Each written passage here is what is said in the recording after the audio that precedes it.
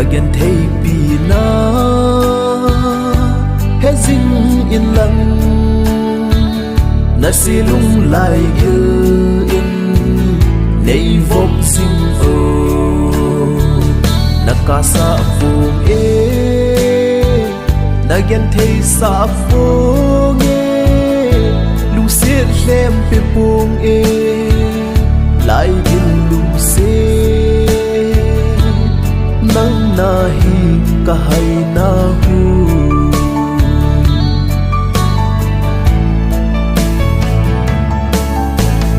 het na nei lo mi mol pen hi som leng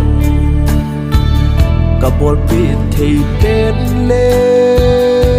ka pi zo ve kalung sit na hi gel kho jing o Naka sa ponge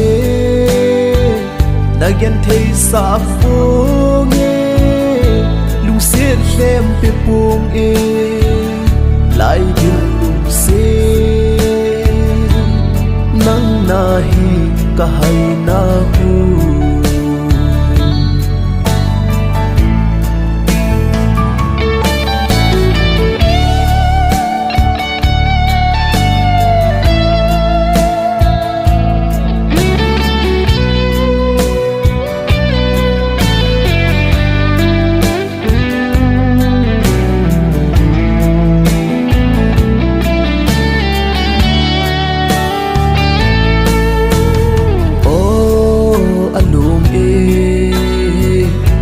pana lun hi kahin ngai zidan kalung jing ki pana lun hi ei lam tim zin Naka sa ponge nagenthei sa ponge